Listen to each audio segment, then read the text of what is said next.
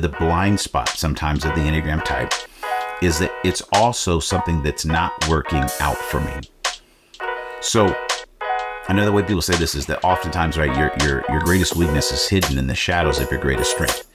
And so with your Enneagram, what you find is okay, I can begin to leverage this motivation. I can begin to, leverage this type to do the work I need to be successful in relationships. But I also begin to get insight and what I need to stop doing or pay more attention to because it's not working out for me. Created on purpose and for purpose. Hey, welcome back to the Daron Earlewine podcast. So excited to have you back with us as we continue this series called The 4 Core Questions. And enjoyed this series, excited to get this content out to you. It's all part of the training that we're doing with Rogue Collective, our new venture to make an impact out in the marketplace all over America. And stoked to be working with the companies that we're working with. And if you're watching this because you were part of the training, and you're like, I wanted some more content, wanted some more development, glad to have you here on the podcast. If you're intrigued in what we're doing, you want some more information, you can go over to roguecollectivecoaching.com. Take a look over there of what we're doing, roguecollectivecoaching.com. And if you want to know the vision behind what we're doing and how it all fits together with our nonprofit work with Blackbird Mission, you can watch some of the first videos. We did an intro to that back in January, and those episodes are out there, and go check them out. Thanks so much for downloading this episode, whether you're listening or you are watching on YouTube. Stoked to have you here. We're going to answer the next of the 4 core questions, and that question is question 2, and it's this: why do I do what I do?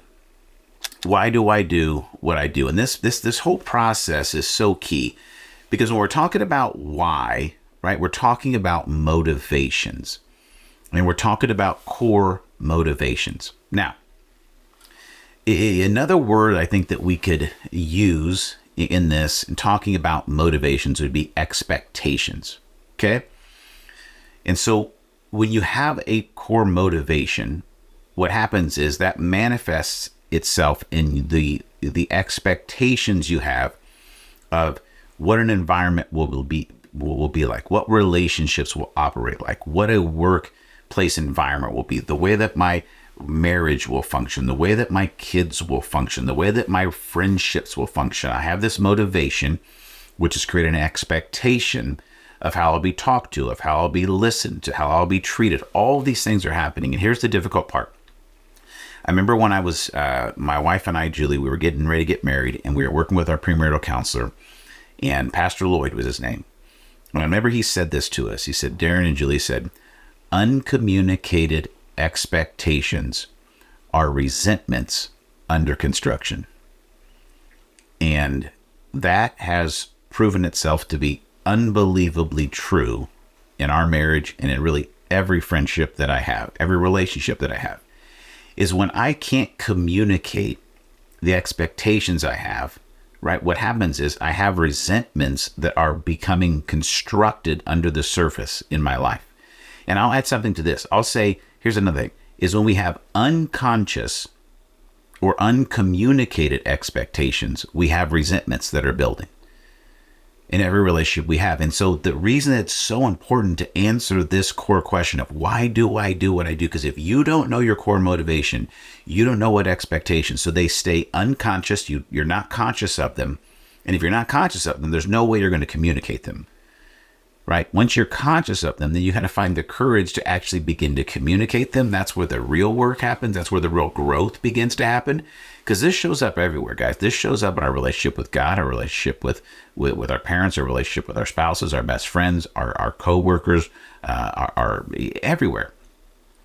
And so the need to answer this question brings us to a level of consciousness of our motivations.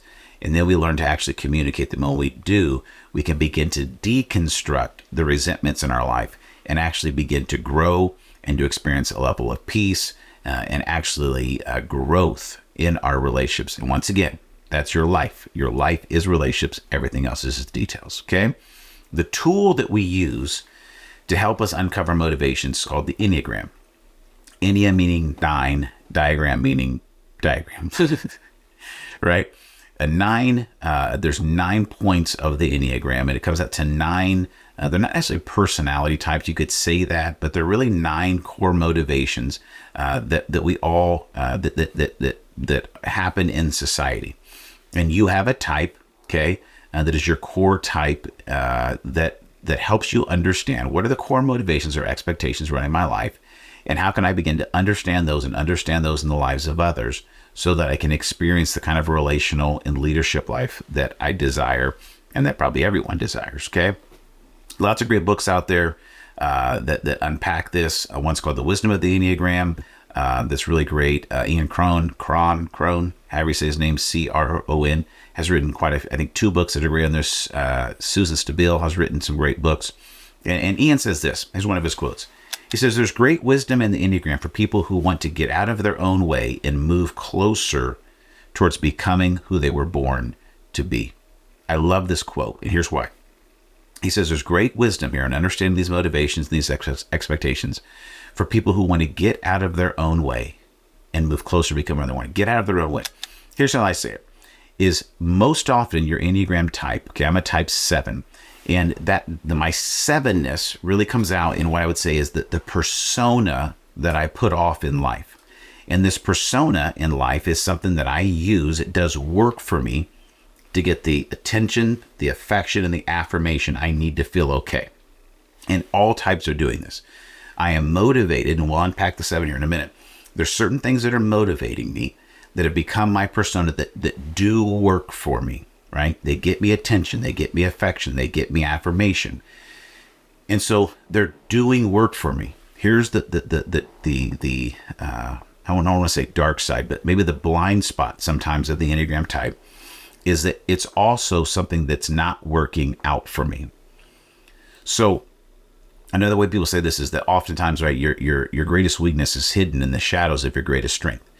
And so with your Enneagram, what you find is okay, I can begin to leverage this motivation. I can begin to leverage this type to do the work I need to be successful in relationships. But I also begin to get insight and what I need to stop doing or pay more attention to, because it's not working out for me.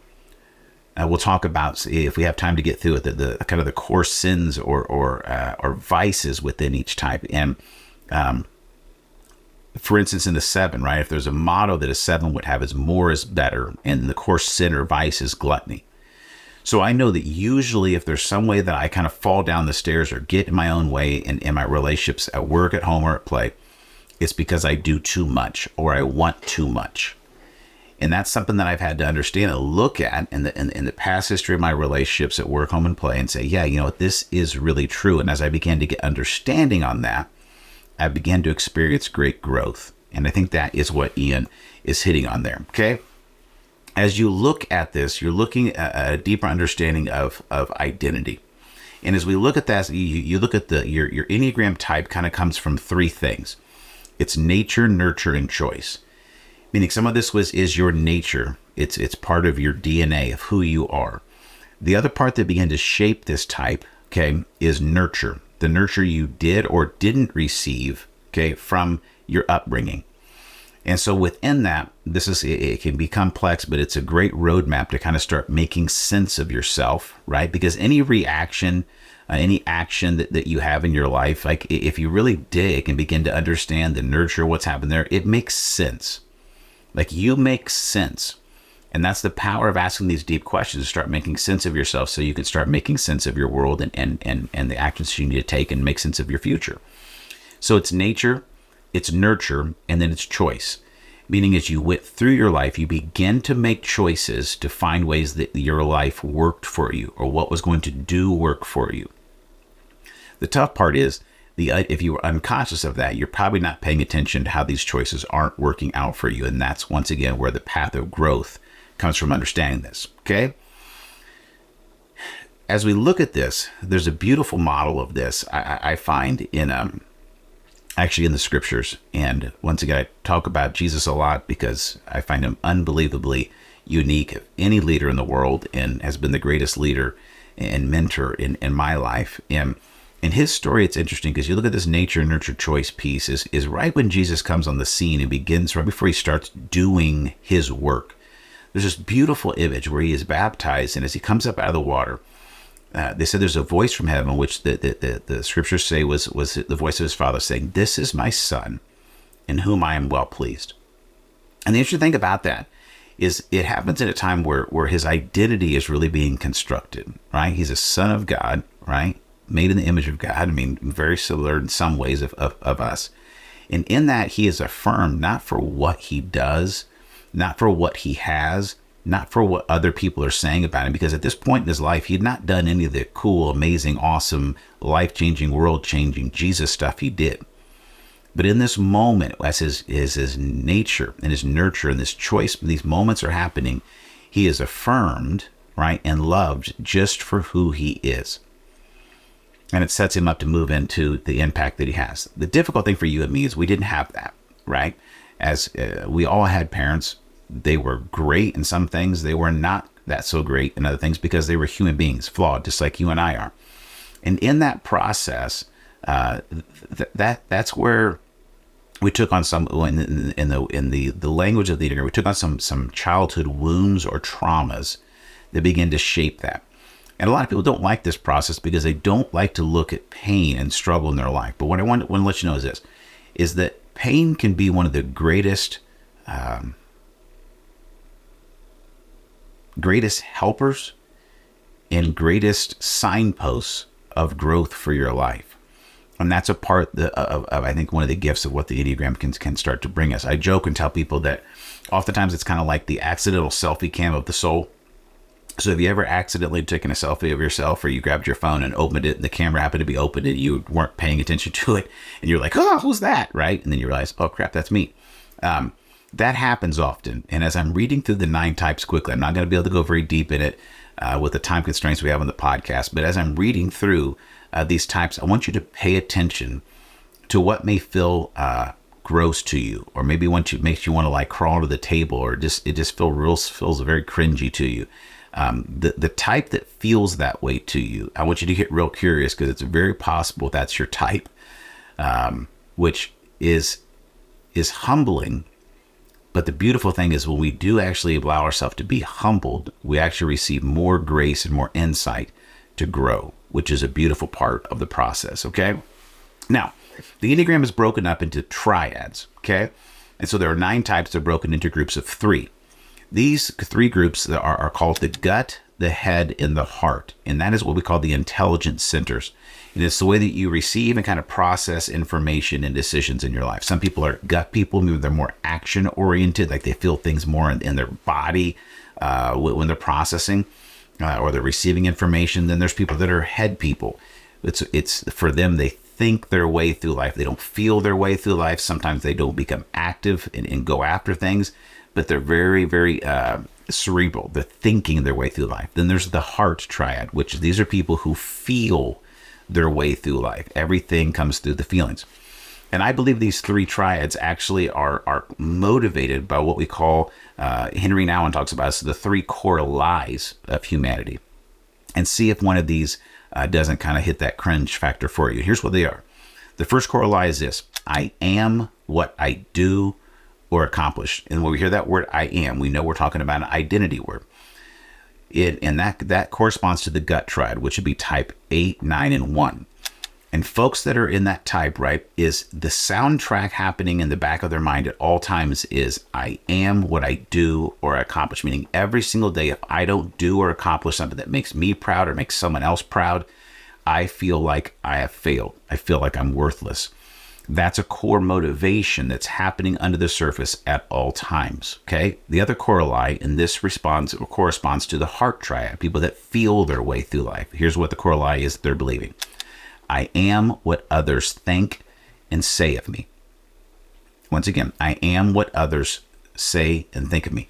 This is not true. This is a lie, but it is the soundtrack of the motivating factor happening under the surface of your life. Most of what you do is to ensure that you get positive feedback from what people think and say about you. The third one is this: I am what I have. And this corresponds to the head triad, people that think their way through life. And when you hear that, I am what I have, it's not about cars, it's not about possessions or houses or name brand clothes. It breaks down specifically into more of a station or a situation of life. So we're going to talk about that here in a minute. It's more like I have knowledge, or I have a sense of safety, or I have a sense of freedom and options in life. And I'll tell you who those correspond to. But those are the three core laws. I want you to pay attention to which one of those you feel like may be the soundtrack of motivation in your life. Here they are again. I am what I do or accomplish. I am what others say or think of me, or I am what I have. Okay? Those are the breakdowns. Those break into what we call the triads. Okay? So head, heart, head, heart, and gut. And what I want to do quickly is walk you through the 9 types. This is going to be quick flyover. You'll have to dig much deeper into this, but it's just giving you a little appetizer, a little taste to be able to answer this core question of why do I do what I do? Okay? We're going to start with the anger triad, or what we call the gut triad. Anger is something that is prevalent in this one. Okay, these people experience the world through their gut. Okay, this is the 8s and the 9s and the 1. They're usually action-oriented and very instinctual, meaning they tend to act before they think. They would be like the shoot, ready, aim type of person. Okay, and they're motivated by the lie, I am what I do or accomplish. We're going to start with the 8s. If you're an 8, okay, if this is your why, you're called the challenger. You have a very commanding and intense and a very confrontational type of personality, okay? For you, conflict is not a bad thing. In fact, it's something that you looking for friends that like to actually get in, maybe not necessarily conflict, you're not afraid of it, but even arguments where you can get and really mix it up with someone. It feels good to you, and you feel like you can trust someone that's willing to challenge you and be in that process. The core motivation also could be, we'll just call it that, core motivation for an 8. And this is something they don't realize is the actual motivation here, but it's to deny or hide their own weakness as a way to take control of an environment. This is where this cringe factor gets in. If you're an 8 and you're going, man, that's true. Like, I don't want to think about my weaknesses, and I really am in my intensity in life. I'm trying to just control things and make them work. We're not trying to dig into all of that, but that's a quick overview, right? Some blind spots for an 8. They react quickly. They usually overwork. Okay, they're very intense. The core sin or the core vice for an 8 is lust or intensity. There's a strong intensity and a zest within an 8. Okay. They're very authoritative when they speak to other people, and they have an aggressive stance. They're moving towards people, right? They might say something like this, right? It's important to me that control is maintained. I remember I was coaching somebody, and they were trying to figure out if they were a type 7 or type 8. And just in their own words, this leader said to me, she said, you know what, Derek? She said, life is just a series of really difficult conversations, and I'm not afraid to have. And I was like, I think you're probably an 8. Okay. So that's the 8. Moving on. Okay. We're going to take a look at the 9s. The 9s are called the Peacemaker, and their core motivation is to avoid conflict. Some words that could describe them: receptive, reassuring, agreeable, but they can struggle with being complacent. The core sin or vice of a 9 is sloth, which feels icky, I'm sure, right?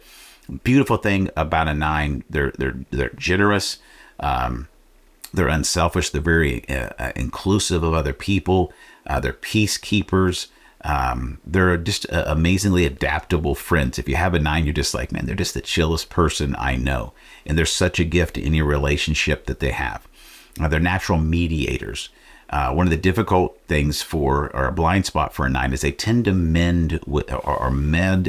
merge, if you will, with other people. So if you're talking to a 9 about going to get lunch or something, right, you would say to a 9, like, hey, you want to go lunch? Oh, absolutely. That'd be wonderful. Hey, what do you want? I don't know. Like Mexican sounds pretty good. Oh, that does sound good. I love quesadillas. But when I was thinking the day on my way to work, how about a burger? Oh, I like burgers too. No. You know what?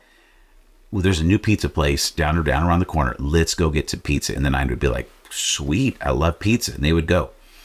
The difficult part about the 9, and this is where we talk about the idea of anger being under the surface for the 9. And they wouldn't think they're angry, But what happens with the 9 is they would merge with you to keep peace. But then the whole time, eventually they would be thinking kind of resentful thoughts about you that, you know what? I actually woke up today. I really did want Mexican food. But you know what? They never even really asked me if I really wanted it. They just came up with their ideas and I went along with it because I didn't want to cause a problem. But like, see how that works? And you do that for 6 months or 6 years. And there's going to be some resentment and some anger that's happening under the surface for the 9. And that's a place where they need to be able to understand that they need to speak up for their own needs and realize that conflict is not a negative. It's just part of relationships, okay? The 9s, amazing people in peace and avoiding conflict is the main thing for the 9, all right? Let's talk about the 1. The 1 is what we call the reformer. Their core motivation is this constant need to perfect themselves or anything they're a part of. So they're the reformer. You could also call them the improver, okay? They're very principled, they're purposeful, they're self-controlled, they're very conscientious, right? They fight for justice. They could be a perfectionist. They have high ideals. They can spot errors and things and know how to improve them. Very ethical, very moral, but they have a really, really strong inner critic, which means that oftentimes feedback or critique hits them really hard because if you're being critical of them, you got to realize with the 1, their inner critic within their mind, right, is 10x more involved in critiquing what they're doing. But amazing a gift to any team, to any family, high integrity, detail oriented, and they literally have the ability to improve anything, which is amazing.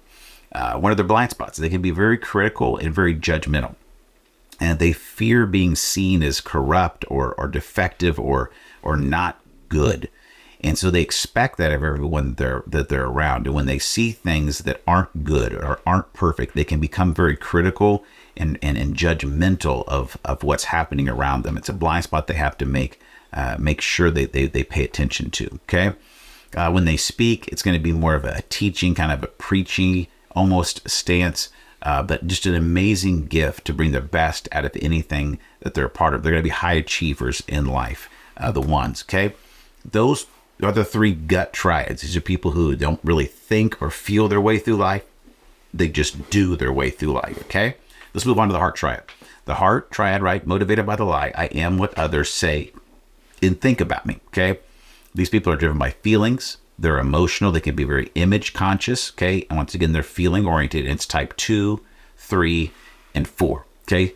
Type 2, the helper. They're very generous. They're very, very, very, they're the helper. Okay, that's what they're entitled, the helper. Very great relational. They can be people-pleasing, servant-minded, empathetic, very sociable. They're helpful. They can be very sensitive to criticism. Okay, they're usually great listeners. If they have a core motivation, it could be said like this: the need to feel loved and wanted, and they see their world through their relationships. Okay, everything is seen through a feeling and a relationship for a 2. They make others feel valued. They make others feel heard. A lot of times you'll see a 2 connected to the last question we talked about, right? The core question of who am I? Nurturers. Nurturers, very often type 2s on the Enneagram. Very intuitive, picking up the emotions of others. They value teamwork. They love working in teams. Some of the blind spots, they can overcommit, okay? And they can sometimes struggle to know what's theirs to do because they just want to help everyone. And this doesn't always help out very well. One of the interesting things, the core center vice for a 2, which is very surprising to a 2, would be pride. And this is something you got to get real curious in yourself, because what happens for 2s is they're so good at loving other people, they do begin to be prideful of that. And what you can see in a 2 in a growth area is a lot of times 2s, when they're unhealthy, will show up almost with a martyr type syndrome, where they love people so well and care for people so well, but most people are not able to care and nurture and love to the level that they do. And so they'll kind of take on more of a martyrdom stance, which is something to pay attention to. Most time when they're going to communicate to you, it's going to be here to sound like help or advice. Okay, 2s are wonderful, wonderful people. Everybody's wonderful, but 2s are just great to be around. Number 3, the type 3, they're called the achiever. Very adaptable, they excel, they're driven. They're going to get a lot of stuff done. Very, very active. They're multitaskers. They can achieve. That's what they're called, the achiever. They're going to get a lot done. They're going to be competitive, right? But they're also going to be very image conscious. So the core motivation for a 3 would sound like this. I'm going to get to the top and I'm going to look good doing it, okay? Their core motivation is to succeed and to be perceived as successful and to avoid failure, okay? The 3, their productivity and their efficiency is amazing. They're going to accomplish goals. They're going to get things done. They could also sometimes be called the performer or the chameleon. The 3 has this amazing ability to actually kind of adapt themselves to the environment to be seen as successful or to succeed. It's an amazing gift, but it's tough for them because they can lose themselves in the process, right? Because they can really do great at feeling what is needed in the room, but not always actually tied into what they're actually feeling, okay? Overcommitment, overwork can be tough for the 3. A lot of times their communication is going to sound like promotion or almost a sales type of a deal. 3s, amazing gifts to any team. Some blind spots there and things they need to work on. We're going to keep moving. We're going to run out of time here. The 4s. 4s also a part of the heart triad. They're called the individualist, okay? The 4 is expressive. They're dramatic. They can be temperamental. They can be a little melancholy sometimes, okay?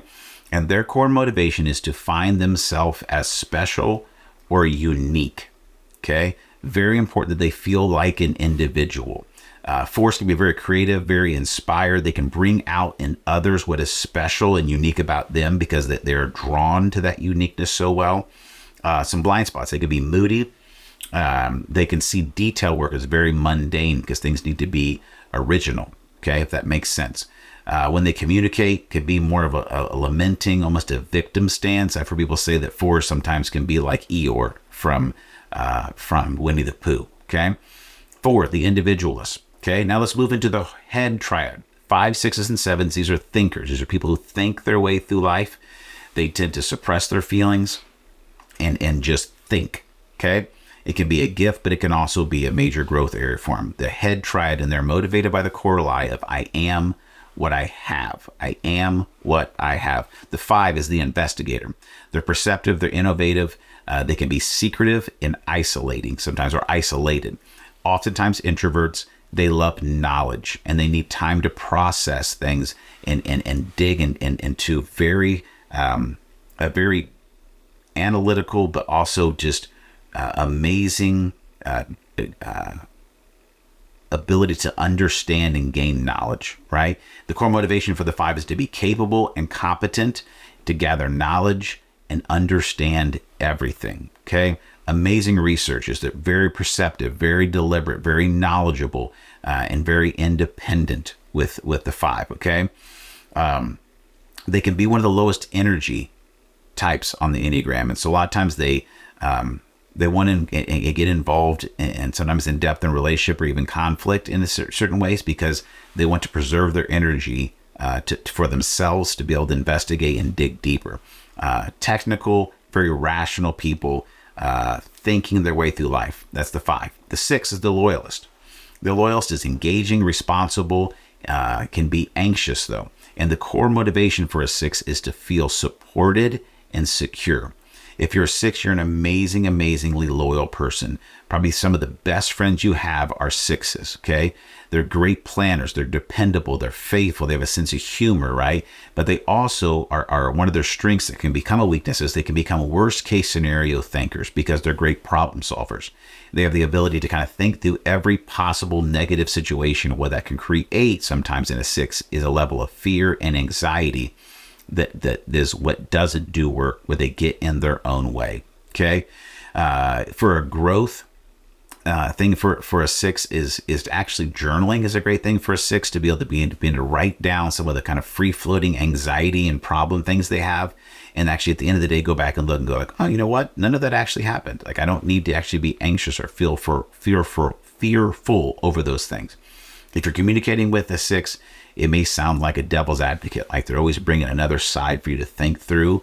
But the beautiful thing is they're going to be so loyal and connected and committed to you, which is a beautiful, beautiful gift. All right, our last type, we're talking about the 7. Okay, the 7's the enthusiast. Okay, this is my type. I get this one. This feels very cringy when I have to teach it. Okay, once again, 7 is in the head triad. I mean, we think our way through life, suppress our feelings because our core motivation in life is to avoid painful emotions or really painful anything.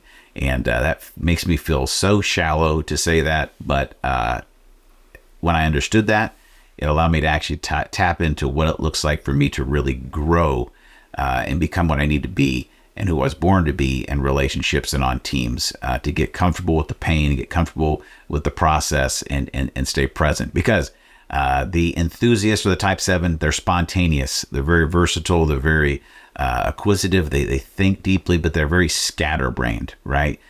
We chase squirrels all the time, looking for all the shiny new objects.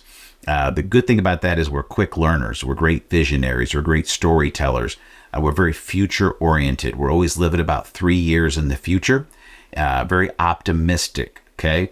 One of the downsides or one of the blind spots for the 7 is our vice or our core sin is gluttony, which doesn't feel good. If the 7 had a motto in life, it would be this: more is better. And that's rarely the case. A lot of times it's just more is more or more is too much. And when I began to understand that, it did begin to change a lot for me as far as maturing and growing to a place of getting out of my own way, if you will, from what we talked about earlier. Once again, 7's optimistic. They make everything fun. If whoever is your funnest friend, they very possibly are 7. Boundless energy, always on the go, a lot of passion. If you're looking for a Winnie the Pooh reference in here, right, the 7 would be like Tigger. Okay. They're great at starting things, not very good at follow through or completing things. So once again, not great with dealing with the negative. And something they got to really, really pay attention to is growth for a 7, right? Is being able to sit in stillness, solitude, if you will, and feel, make decisions based on a feeling and how others feel, not just on what you think about or what you think they think. You got to get, to grow as a 7, you got to work on setting goals where you actually finish something before you start something else. And oftentimes if you're communicating with a 7, it's going to come off as a story, right? Which you listen to the podcast probably because you like when I chase, shiny objects and just tell random stories. So that's just a quick overview of the Enneagram, okay? It's helping you get clear on your why. Why do you do what you do? What are your unconscious, right, motivations in life that are creating expectations for your life that unknown, unconscious, and uncommunicated may be creating resentments in your relationships? I hope you're understanding the power of what this can do to help your relationships and your leadership grow. Because if you can get to the place where you've answered this question, I know why I do what I do, I'm conscious of it, and I'm communicating it, and I'm growing in it, you're going to see conflict and struggle and resentment begin to drain out of your life, and an appreciation and a value for other perspectives and other motivations in a way that's going to help you or your team, your family, your friendships, your marriage begin to grow to the place that you really dream about them growing to. Okay. So this content, like I said, we're doing an 80,000 foot flyover on this in 30 minutes or less, right? And so there's so much more that you can learn. And if you're interested in getting coached through any of this, I want you to reach out to me, roguecollectivecoaching.com. We'll put you in a group, let you grow with some other folks. If you see this and you want this for your team at your work, reach out to me again. We do half-day workshops. We also do coaching with this. But would love to help you feel really, really confident that you can answer this question and actually be equipped with the ability to step into really becoming who you're born to be. So thanks so much for that. Download this episode, watching it, share it with somebody that would be helpful to you. If you want some coaching, roguecollectivecoaching.com. If you just want to ask some questions, please email me, Daron@DaronEarlewine.com. You can also text me, 317-550-5070. We'd love to be part of the conversation with you. Thank you so much for downloading this episode of the podcast. And until we talk again, remember these 3 things. God's for you. He's not against you. He's near you. He's not far away. And he's created you on purpose and for a purpose. Thanks for downloading this episode of the Daron Earlewine Podcast.